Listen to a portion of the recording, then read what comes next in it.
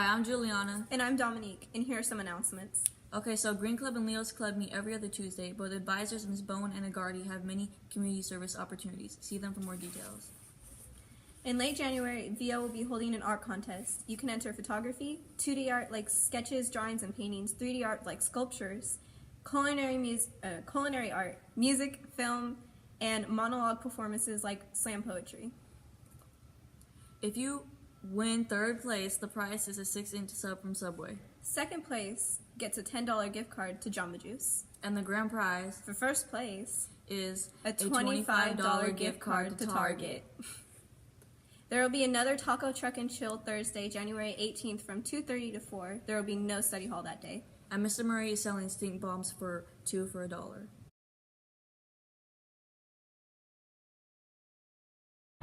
We are here with Ms. Cardiel, and she teaches student government, and we have a couple questions for you, okay? What is the goal of your class? So the goal of student government really is to create a more positive culture on campus and create activities that students can get involved in, to have fun, and just make it an overall more positive environment and things like that. All right. What are some upcoming events? So some of the upcoming events is this week actually we're running canned food drive in your 6th period class, so bring your canned foods, but it'll probably be over at the airing of this, but that's okay. So hopefully you did a good job and somebody's winning that pizza party. On December 7th from 6 to 8:30 we're having a dance. It's free entry, but there will be refreshments or snacks or whatever sold. Our theme is Alice in Wonderland, so come and have a good time. We want everybody to kind of wear white so we can do glow-in-the-dark shirts and stuff like that for you as you come into the dance. We also have a Spirit Week coming up in December. I can't remember the exact dates right now, but more information will be coming out like in the next week or so. All right. We heard that the president resigned. So who holds the title and why did you choose them? So it's easy. It's a matter of order of succession. We have a vice president, so just like in our country, when the president goes, you move to the vice president who takes the office. So Dustin McKinney is now the acting president. Okay. How do you feel about the work your students have put in so far? I actually think they're doing really good. I thought Fall Festival was a lot of fun and they came up with some really creative ideas. I even think Red Ribbon Week was pretty good. Probably there are some areas for growth and things that we could do better, but I think they're actually doing a really good job and we're kind of in advance of things, which we haven't been before. Like we've had the information like a couple of weeks, 3 weeks, a month before we're actually doing it. So I think they're doing a good job. All right. Thank you for your time. Thank you. Alright, so why did you sign up for student government? I signed up for student government mainly because I thought it'd be a lot of fun, and I really like this school, and I really would wanted to feel more a part of it. So I felt like me joining and running for president would be a very fun way to do that, and so now I get to do all the Spirit Weeks and set up the dances and everything like that. So I'm really happy to do that. Alright, that's what's up. And what does student government contribute to the school? Student government, we try to do a lot to just get all the students really active within school activities, dances, Spirit Weeks, everything like that, the talent show. So we all just want people to all come together and be a part of just our very small school and just all get along together.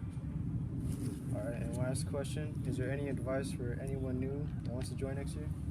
For anyone new who wanted to join next year, I'd just say be confident. I was brand new when I ran for president, and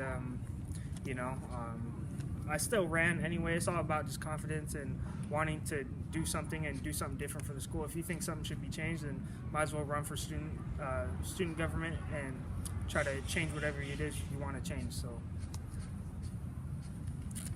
thank you.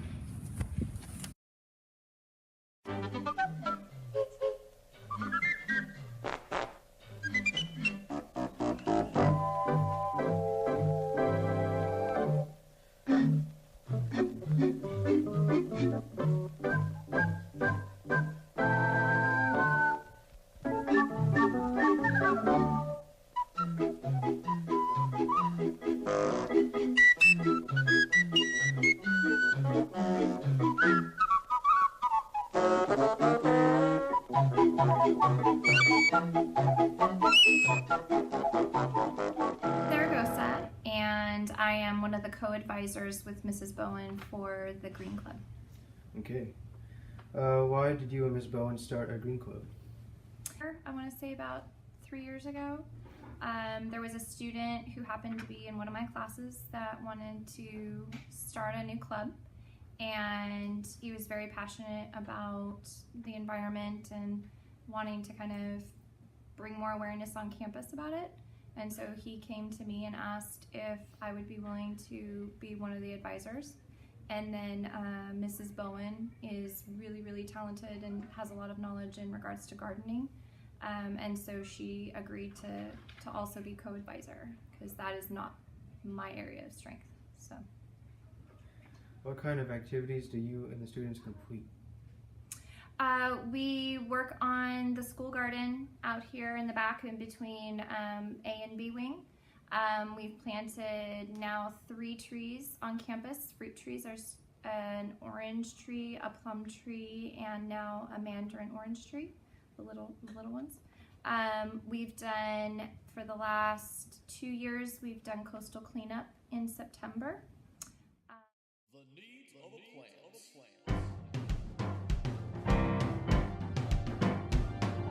For a plant to stay alive,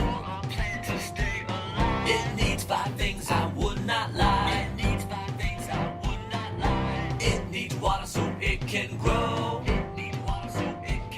And it needs soil just like so. Plants need space.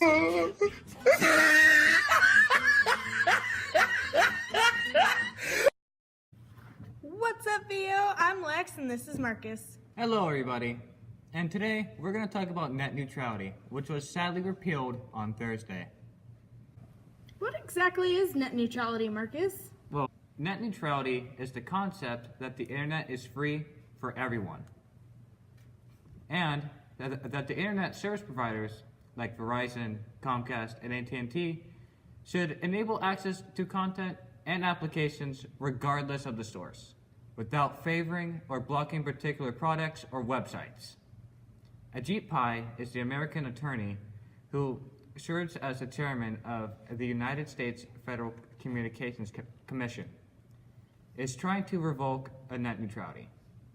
With net neutrality gone, sites like Google, YouTube, and other platforms will require a monthly payment to use them, along with other charges the site may include. Along with multiple charges, free sites, which would include small business, would lose access to a free market, which allows them to have an equal chance at being recognized by potential customers. Without net neutrality, small business that rely on online publicity would fail. So, Wraith, what are your thoughts on net neutrality? I think that it's needed. Everybody should have their own right to look up whatever they want. And the fact that people think that taking it away is okay, it's not. It's almost taking away your freedom of speech.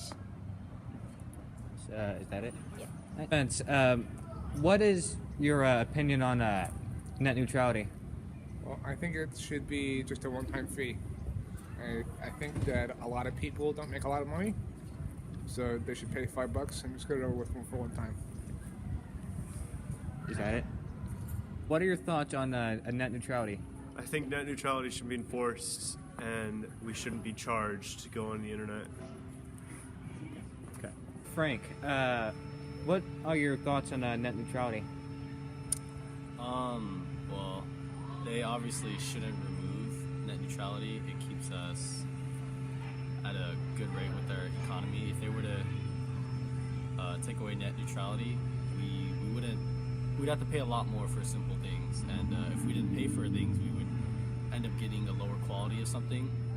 For instance, internet could be slower, or using websites, they can charge you for additional things. With net neutrality, we're able to do as much as we can that the government allows us to do. Is that it? So, Mr. Robledo, what's your opinion on net neutrality? I think we should keep the fees out of it. I think that YouTube is for entertainment purposes. Google is for entertainment purposes. We're regulated enough by government fees, and I think we should go ahead and make it available just the way it is right now. Okay. Had enough? Village Oaks students, we have quite a lot of superstars here on campus. In the first quarter, 64 students made honor roll. The requirements for honor roll are a 3.0 GPA and 95% attendance. Have you ever wondered how to make honor roll? Here are a few students explaining how they did it and what it means to them. This is Samantha Donnie. okay. So the first question is, what really motivates you and makes you want to get good grades? The thought of having a GPA higher than a 2.8, I guess, just to have the same GPA as my friends, I guess.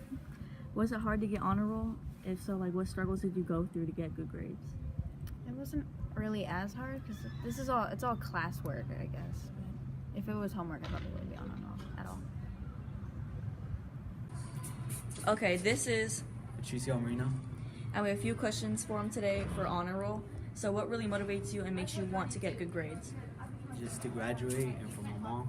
Okay, was it hard to get honor roll? What struggles did you go through to get good grades? I just paid attention.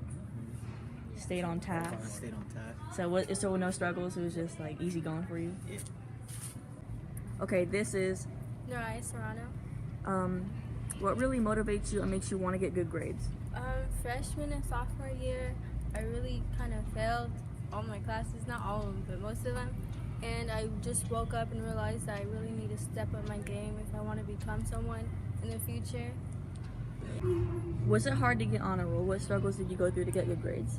At Lincoln, it was harder, and throughout that time, I got better at doing homework and turning my work on time. And like VO is just like a better school for me. It was easy to get good grades. Hi guys, today we'd like to wish everyone born in December a happy birthday.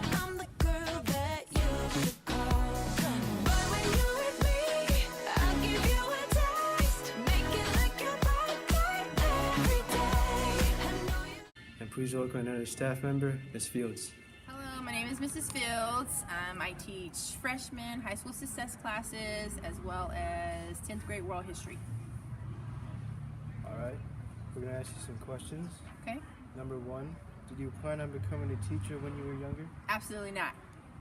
I never thought in a million years I would be a teacher. However, in college, I really was interested in education policy, and working with the youth. So I think it's a good fit for me.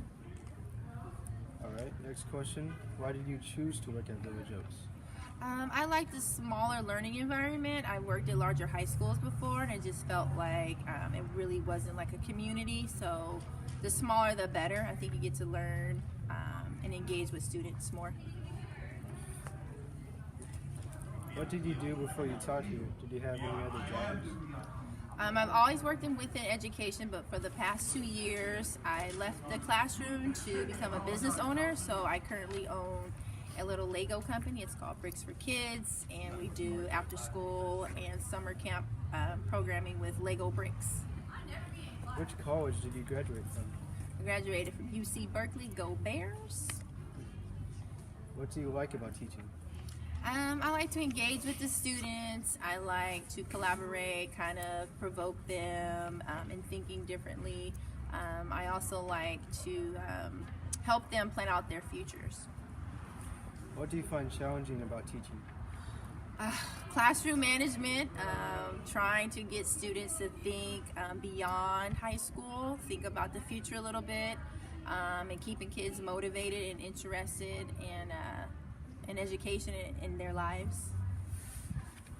And what challenges did you face to get where you are now?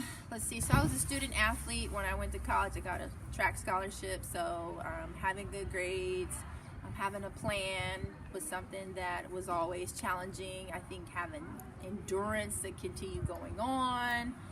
In education, you have to earn a lot of credits. So just, going back to school, managing a family, work-life balance, all that has been very challenging. All right. It was a pleasure interviewing you. Thank you, guys.